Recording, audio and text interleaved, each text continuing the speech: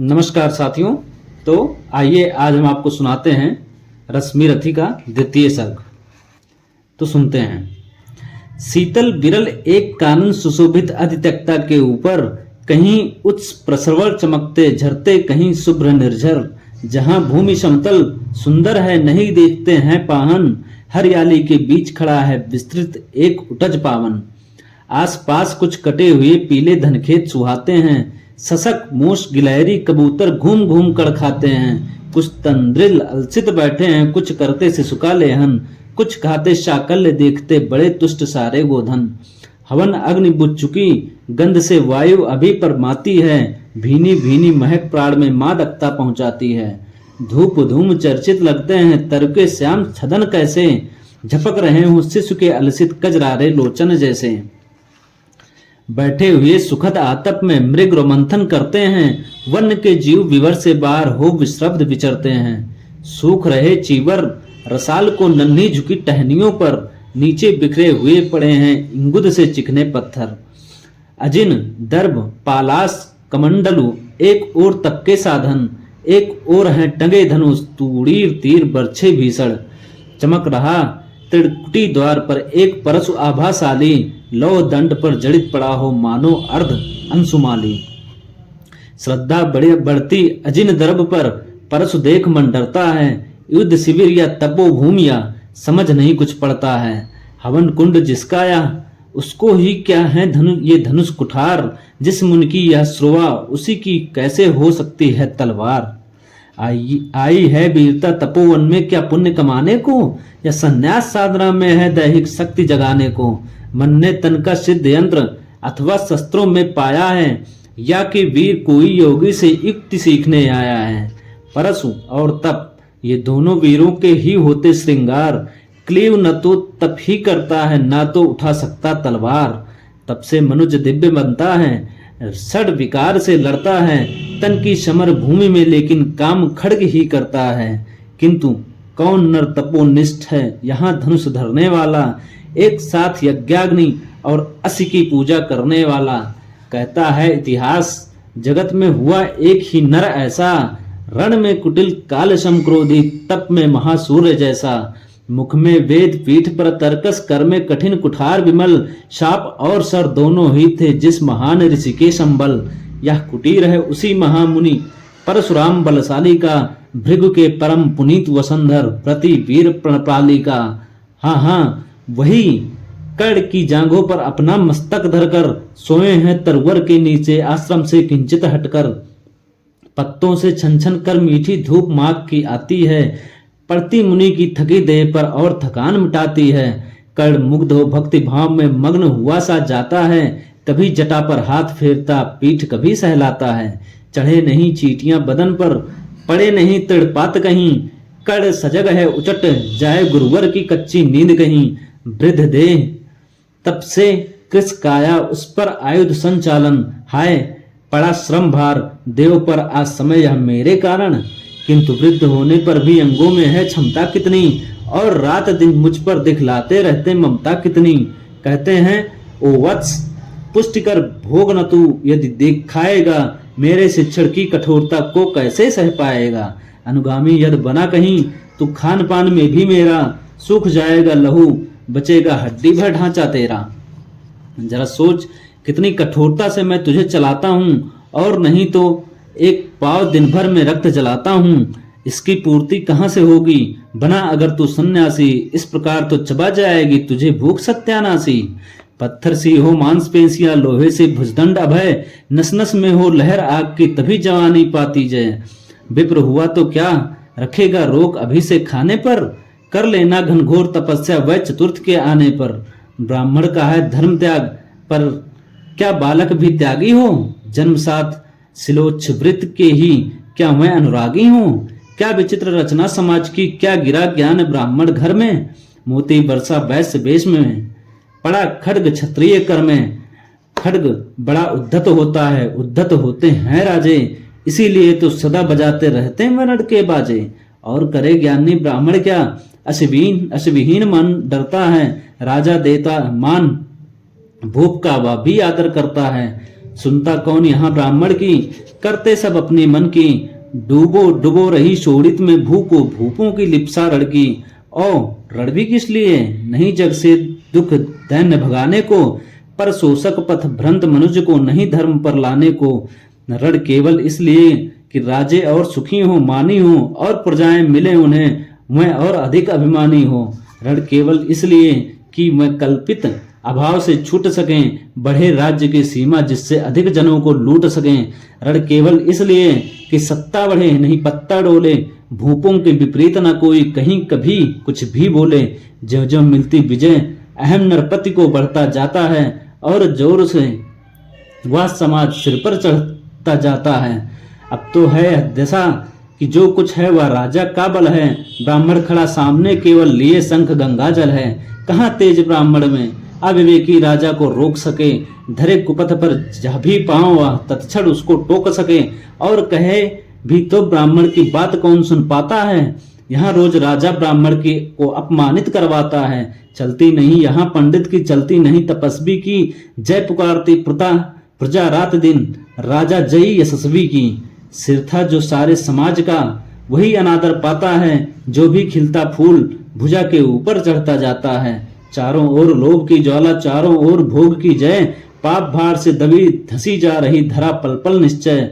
जब तक भोगी भूप प्रजाओं के नेता कहलाएंगे, ज्ञान त्याग तप नहीं श्रेष्ठता का जब तक पद पाएंगे। असन वसन से हीन देव दीनता में जीवन धरने वाले, सहकर भी अपमान मनुष्यता की चिंता करने वाले। कवि कोविद विज्ञान विशारद कलाकार पंडित ज्ञानी, कनक नहीं कल्पना ज्ञान उज्जवल चरित्र के अभिमानी। इन विभूतियों को जब तक संसार नहीं पहचानेगा, राजाओं से अधिक पूज्य जब तक न इन्हें वह मानेगा, तब तक पड़ी आग में धरती इसी तरह अकुलाएगी। चाहे जो भी करे दुखों से छूट नहीं वह पाएगी। थकी जीभ समझाकर गहरी लगी ठेस अभिलाषा को, भूप समझता नहीं और कुछ छोड़ खड़क की भाषा को। रोक टोक से नहीं सुनेगा, नृप समाज अविचारी है। ग्रीवा हर निष्ठुर कुठार का यह मदांध अधिकारी है। इसीलिए तो मैं कहता हूँ, अरे ज्ञानियों खड्ग धरो, हर न सका जिसको कोई भी, भूखा वह तुम त्रास हरो। नित्य कहा करते हैं गुरुवर, खड्ग महाभयकारी है। इसे उठाने का जग में हर एक नहीं अधिकारी है। वही उठा सकता है इसको जो कठोर हो कोमल भी, जिसमें हो धीरता वीर और तपस्या का बल भी। वीर वही है जो कि शत्रु पर जब भी खड्ग उठाता है, मानवता के महागुणों की सत्ता भूल न जाता है। सीमित जो रख सके खड्ग को, पास उसी को आने दो। विप्र जाति की सेवा किसी को मत तलवार उठाने दो। जब जब मैं सरचाप उठाकर करतब कुछ दिखलाता हूँ, सुनकर आशीर्वाद देव का धन्य धन्य हो जाता हूँ। जियो जियो ऐ वत्स, तीर तुमने कैसा यह मारा है। दहक उठा वन उधर, इधर फूटी निर्झर की धारा है। मैं शंकित था, ब्राह्म वीरता मेरे साथ मरेगी क्या। परशुराम की याद विप्न की जाति न जुगा धरेगी क्या। पाकर तुम्हें किंतु इस वन में मेरा हृदय हुआ शीतल। तुम अवश्य ढोओगे उसको मुझ में है जो तेज अनल। जियो जियो ब्राह्मण कुमार, तुम अक्षय कीर्ति कमाओगे। एक बार तुम भी धरती को निक्षत्रिय कर जाओगे। निश्चय तुम ब्राह्मण कुमार हो, कवच और कुंडल धारी। तब कर सकते और पिता माता किसके इतने भारी। किंतु हाय ब्राह्मण कुमार, सुन प्राण कांपने लगते हैं। मन उठता है धिक्कार, हृदय में भाव ग्लानि के जगते हैं। गुरु का प्रेम किसी को भी क्या ऐसा कभी खला होगा, और शिष्य ने कभी किसी गुरु को इस तरह छला होगा। पर मेरा क्या दोष, हाय मैं और दूसरा क्या करता। पी सारा अपमान द्रोड़ के मैं कैसे पैरों पड़ता, और पांव पड़ने से भी क्या गुण ज्ञान सिखलाते मैं। एक लब्बे सा नहीं अंगूठा क्या मेरा कटवाते मैं। हाय कर्ण तू क्यों जन्मा था, जन्मा तो क्यों वीर हुआ। कवच और कुंडल भूषित भी तेरा अधम शरीर हुआ। धस जाए वह देश अतल में, गुण की जहां नहीं पहचान। जाति गोत्र के बल से ही आदर पाते हैं जहां सुजान। नहीं पूछता है कोई तुम व्रति वीर या दानी हो। सभी पूछते मात्र ही तुम कितने कुल के अभिमानी हो। मगर मनुष्य क्या करे, जन्म लेना तो उसके हाथ नहीं। चुनना जाति और कुल अपने बस की तो बात नहीं। मैं कहता हूँ अगर विधाता नर को मुट्ठी में भरकर कहीं छींट दे ब्रह्मलोक से ही नीचे भूमंडल पर, तो भी विविध जातियों में ही मनुष्य यहाँ आ सकता है। नीचे है क्यारियां नहीं तो बीज कहाँ जा सकता है। कौन जन्म लेता किस कुल में, आकस्मिक ही है या बात छोटे कुल पर, किंतु यहाँ होते तब भी कितने आघात। हाय जाति छोटी है तो फिर सभी हमारे गुण छोटे, जाति बड़ी तो बड़े बने हुए रहें लाख चाहे खोटे। गुरु को लिए कर्ण चिंतन में था, जब मग्न अचल बैठा, तभी एक बिस्किट कहीं से आसन के नीचे बैठा। वज्रदंड में वज्रदंष्ट्र वह लगा कर्ण के उर को कुतर कुतर खाने, और बनाकर छिद्र मांस में मंद मंद भीतर जाने। कर्ण विकल हो उठा दुष्ट भौरे पर, हाथ धरे कैसे, बिना हिलाए अंग कीट को किसी तरह पकड़े कैसे। पर भीतर उस धंसे कीट तक वह हाथ नहीं जा सकता था, बिना उठाए पांव शत्रु को कर्ण नहीं पा सकता था। किंतु पांव के हिलते ही गुरुवर की नींद उचट जाती। सहम गई या सोच कर्ण की भक्ति पूर्ण विभल छाती। सोचा उसने अता कीट या पिए रक्त पीने दूंगा, गुरु की कच्ची नींद तोड़ने का पर पाप नहीं लूंगा। बैठा रहा अचल आसन से कर्ण बहुत मन को मारे, आह निकाले बिना सिलासी सहनशीलता को धारे। किंतु लहू की गर्म धार जो सहसा आन लगी तन में, परशुराम जग पड़े रक्त को देखे हुए विस्मित मन में। कर्ण छपट झपट कर उठा इंगितों में गुरु से आज्ञा लेकर, बाहर किया कीट को उसने छत में से उंगली देकर। परशुराम बोले शिव शिव तूने या क्या मूर्खता की बड़ी, सहता रहा अचल जाने कब से ऐसी वेदना कड़ी। तनिक लजाकर कहा कर्ण ने, नहीं अधिक पीड़ा मुझको, महाराज क्या कर सकता है या छूटा कीड़ा मुझको। मैंने सोचा हिला डुला तो वृथा आप जग जाएंगे, क्षण भर को विश्राम मिला जो नाहक उसे गंवाएंगे। निश्चल बैठा रहा सोच या कीट स्वयं उड़ जाएगा, छोटा सा यह जीव मुझे कितनी पीड़ा पहुंचाएगा। पर या तो भीतर धसता ही गया, मुझे हैरान किया। लज्जित हूं इसीलिए कि सब कुछ स्वयं आपने देख लिया। परशुराम गंभीर हो गए, सोच न जाने क्या मन में। फिर सहसा क्रोधाग्नि भयानक भभक उठी उनके तन में। दांत पीस आंखें तरेर कर बोले, कौन छली है तू, ब्राह्मण है या और किसी अभिजन का पुत्र बलि है तू। सहनशीलता को अपनाकर ब्राह्मण कभी न जीता है, किसी लक्ष्य के लिए नहीं अपमान हलाहल पीता है। सह सकता है जो कठिन वेदना, पी सकता अपमान वही, बुद्धि चलाती जिसे तेज का कर सकता बलिदान वही। तेज पुंज ब्राह्मण तिल तिल कर जले, नहीं यह हो सकता किसी दशा में भी स्वभाव अपना वह कैसे खो सकता। कसक भोगता हुआ विप्र निश्चल कैसे रह सकता है, इस प्रकार की चुभन वेदना क्षत्रिय ही सह सकता है। तू अवश्य क्षत्रिय है पापी, बता न तो फल पाएगा, परशुराम के कठिन साप से अभी भस्म हो जाएगा। क्षमा क्षमा हे देव दया में, गिरा कर्ण गुरु के पद पर, मुख विवर्ण हो गया अंग कांपने लगे भय से थरथर। सूत पुत्र मैं शूद्र कर्ण हूँ, करुणा का अभिलाषी हूँ, जो भी हूँ पर देव आपका अनुचर अंतेवासी हूँ। छली नहीं मैं, हाय किंतु छल का ही तो यह काम हुआ। आया था विद्या संचय को किंतु व्यर्थ बदनाम हुआ। बड़ा लोभ था बनु शिष्य में कार्त वीर के जेता का, तपोदीप्त सूरमा विश्व के नूतन धर्म प्रणेता का। पर शंका थी मुझे सत्य का अगर पता पा जाएंगे, महाराज मुझ सूत पुत्र को कुछ भी नहीं सिखाएंगे। बता सका मैं नहीं इसी से प्रभु, जाति अपनी छोटी, करें देव विश्वास भावना और न थी कोई खोटी। पर इतने से भी लज्जा में हाय गड़ा सा जाता हूँ, मारे बिना हृदय में अपने आप मरा सा जाता हूँ। छल से पाना मान जगत में किलबिश है, मल ही तो है। ऊंचा बना आपके आगे सचमुच या छल ही तो है। पाता था सम्मान आज तक दानी व्रती बलि होकर, अब जाऊंगा कहाँ स्वयं गुरु के सामने छली होकर। करें भस्म ही देव मुझे सम्मुख है मस्तक नत मेरा, एक कसक रह गई नहीं पूरा जीवन का व्रत मेरा। गुरु की कृपा साप से जलकर अभी भस्म हो जाऊंगा, पर मदांध अर्जुन का मस्तक देव कहाँ मैं पाऊंगा। या तृष्णा या विजय कामना मुझे छोड़ क्या पाएगी, प्रभु अतृप्त वासना मरे पर भी मुझको भरमाएगी। दुर्योधन की हार देवता कैसे सहन करूंगा मैं, अभय देख अर्जुन को मरकर भी तो रोज मरूंगा मैं। परशुराम का शिष्य कर्ण पर जीवन दान न मांगेगा, बड़ी शांति के साथ चरण को पकड़ प्राण निज त्यागेगा। प्रस्तुत हूँ दे साप किंतु अंतिम सुख तो यह पाने दें, इन्हीं पाद पद्मों के ऊपर मुझको प्राण गंवाने दें। लिपट गया गुरु के चरणों में विकल कर्ण इतना कहकर, दो कड़िकाएं गिरी अश्रु की गिर की आंखों से बहकर। बोले हाय कर्ण तू ही प्रतिभट अर्जुन का नाम ही है, निश्चल सखा धृत राष्ट्रों का विश्व विजय का कामी है। अब समझा किस लिए रात दिन तू ऐसा श्रम करता था, मेरे शब्द शब्द को मन में क्यों सीपी सा धरता था। देखे अगणित शिष्य द्रोण को भी करतब कुछ सिखलाया, पर तुझ सा जिज्ञासु आज तक कभी नहीं मैंने पाया। तूने जीत लिया था मुझको निज पवित्रता के बल से, क्या था पता लूटने आया है कोई मुझको छल से। और किसी और पर नहीं किया वैसा स्नेह मैं करता था, सोने पर भी धनुर्वेद का ज्ञान कान में भरता था। नहीं किया कार्पण्य, दिया जो कुछ था मेरे पास रतन, तुझमें निज को सौंप शांत है। अभी अभी प्रमुदित था मन, पापी बोल अभी भी मुख से, तू न सूत रथ चालक है, परशुराम का शिष्य विक्रमी, विप्रवंश का बालक है। सूत वंश में मिला सूर्य सा कैसे तेज प्रबल तुझको, किसने लाकर दिए कहाँ से कवच और कुंडल तुझको।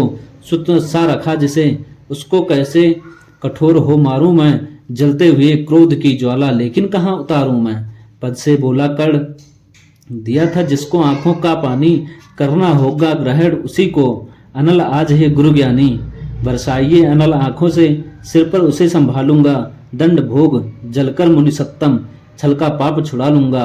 परशुराम ने कहा, कर्ण तू भेद नहीं मुझको ऐसे, मुझे तुझे पता क्या सता रहा है मुझको असमंजस कैसे। पर तूने छल किया, दंड उसका अवश्य ही पाएगा, परशुराम का क्रोध भयानक निष्फल कभी न जाएगा। मान लिया था पुत्र इसी से प्राण दान तो देता हूँ, पर अपनी विद्या का अंतिम चरम तेज हर लेता हूँ। सिखलाया ब्रह्मास्त्र तुझे जो काम नहीं वह आएगा, है या मेरा साप समय पर उसे भूल तू जाएगा। कर्ण विकल हो खड़ा हुआ कह, हाय किया या क्या गुरुवर, दिया साप अत्यंत निदारुण, लिया नहीं जीवन क्यों हर। वर्षों की साधना साथ ही प्राण नहीं क्यों लेते हैं, अब किस सुख के लिए मुझे धरती पर जीने देते हैं। परशुराम ने कहा, कर्ण यह साप अटल है सहन करो, जो कुछ मैंने कहा उसे सिर पर ले सादर वहन करो। हे इस महेंद्र गिरी पर तुमने कुछ थोड़ा नहीं कमाया है, मेरा संचित निखिल ज्ञान तूने मुझसे ही पाया है। रहा नहीं ब्रह्मास्त्र एक, इससे क्या आता जाता है, एक शस्त्र बल से न वीर कोई सब दिन कहलाता है। नई कला नूतन रचनाएं, नई सूझ नूतन साधन, नए भाव नूतन उमंग से वीर बने रहते नूतन। तुम तो स्वयं दीप्त पौरुष हो, कवच और कुंडलधारी, इनके रहते तुम्हें जीत पाएगा कौन सुभट भारी। अच्छा लो वर भी कि मैं विश्व में तुम महान कहलाओगे, भारत का इतिहास कीर्ति से और धवल कर जाओगे। अब जाओ लो विदा वत्स, कुछ कड़ा करो अपने मन को, रहने देते नहीं यहाँ पर हम अभिशप्त किसी जन को। हाय छीनना पड़ा मुझी को दिया हुआ अपना ही धन, सोच सोच या बहुत विकल हो रहा नहीं जाने क्यों मन। व्रत का पर निर्वाह कभी ऐसे भी करना होता है, इस कर से जो दिया उसे उस कर से हरना होता है। अब जाओ तुम कर्ण कृपा करके मुझको निसंग करो, देखो मतियों सजल दृष्टि से, व्रत मेरा मत भंग करो। आह बुद्धि कहती कि ठीक था जो कुछ किया, परंतु हृदय मुझसे कर विद्रोही तुम्हारी मना रहा जाने क्यों जय। अनायास कुलशील तुम्हारे मन में उगते आते हैं, भीतर किसी अश्रु गंगा में मुझे बोर नहलाते हैं। जाओ जाओ कर्ण मुझे बिल्कुल असंग हो जाने दो, बैठे किसी एकांत कुंज में मन को स्वस्थ बनाने दो। भय है तुम्हें निराश देखकर छाती कहीं न फट जाए, फिरा न लू अभिशाप पिघलकर वाणी नहीं उलट जाए। इस प्रकार का परशुराम ने फिरा लिया आनंद अपना, जहां मिला था वहीं कर्ण का बिखर गया प्यारा सपना। छूकर उनका चरण कर्ण ने अर्घ अश्रु का दान किया, और उन्हीं जी भर निहार कर मंद मंद प्रस्थान किया। परशुधर के चरण की धूलि लेकर, उन्हें अपने हृदय की भक्ति देकर, निराशा से विकल टूटा हुआ सा, किसी गिरी श्रृंग से छूटा हुआ सा, चला खोया हुआ सा कर्ण मन में कि जैसे चांद चलता हो गहन में। धन्यवाद। शेष सर्ग अगले वीडियो में। अगर आपको पसंद आई हो तो कृपया चैनल को सब्सक्राइब करें। धन्यवाद।